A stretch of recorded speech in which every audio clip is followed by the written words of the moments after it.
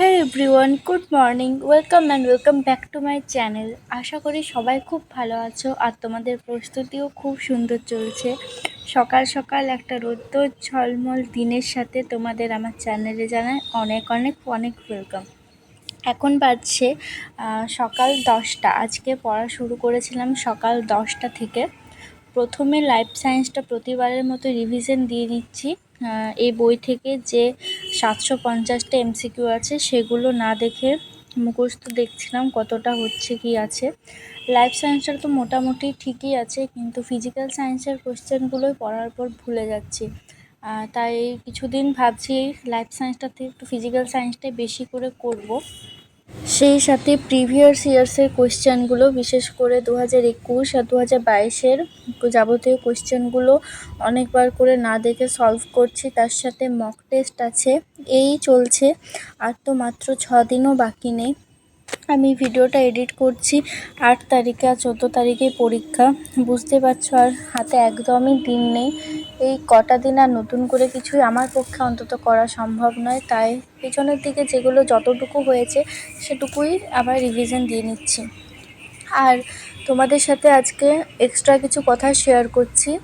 পরীক্ষার সময় কি নিয়ে যেতে হবে না যেতে হবে সেগুলো অ্যাডমিটের নিচে লেখা আছে, তোমরা নিশ্চয়ই সেগুলো দেখে নিয়েছো। তাও আমি আরেকবার বলে দিচ্ছি। যে অ্যাডমিটটা আছে সেটার কালার প্রিন্টেড এক কপি বলেছে, কিন্তু চেষ্টা করো সবসময় দুটো নিয়ে যাওয়ার, বা একটা জেরক্সও নিয়ে যেতে পারো।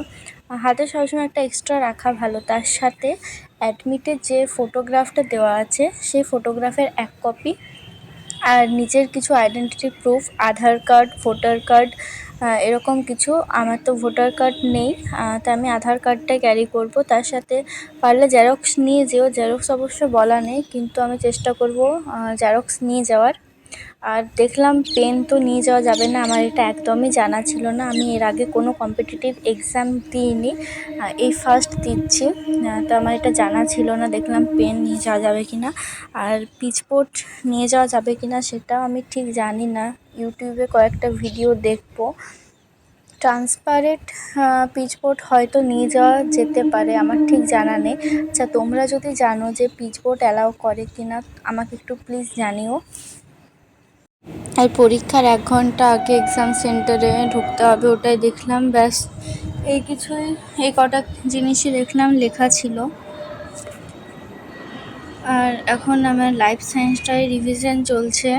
আজ সকাল 10টা থেকে একেবারে দুপুর 2টো পর্যন্ত শুধু লাইফ সায়েন্স পড়েছি। পুরো ভিডিওটা করা হয়নি। এই বইটা থেকে পড়ার পর আমার খাতাতে যেগুলো আছে, আর আমি এখন বই রিডিং পড়ছি না, মানে যে ইম্পর্টেন্ট টপিকগুলো আছে সেগুলো আমি খাতাতে আলাদা আলাদা করে নোটস করে নিয়েছি। তাহলে প্রতিবার বইটা না পড়লেও হয়ে যায়। পরীক্ষার আগে বই পড়ারটা সময়টা একটু বেশি লেগে যায়। অবশ্য খুঁটিয়ে যদি লাইফ সায়েন্স বইটা পুরোটা পড়ি, ওখান থেকে সমস্ত কোয়েশ্চেন্স আসবে, কিন্তু আমার বই পড়তে অতটা ভালো লাগে না। আমার খাতার থেকে মুখস্থ হয়, বইয়ের পড়াটা বেশি মনে থাকে না, তাই আর কি। আর আজকে করেছিলাম ইংলিশের ফুল প্রত্যেকটা টপিক থেকে এমসিকিউগুলোই শুধু করেছিলাম। আর মক টেস্টটা তো ছিল ইংলিশের, প্রতিদিন এখন 3টে করে মক টেস্ট করছি। আর আমার এই বই থেকে মক টেস্ট সব করা হয়ে গেছে।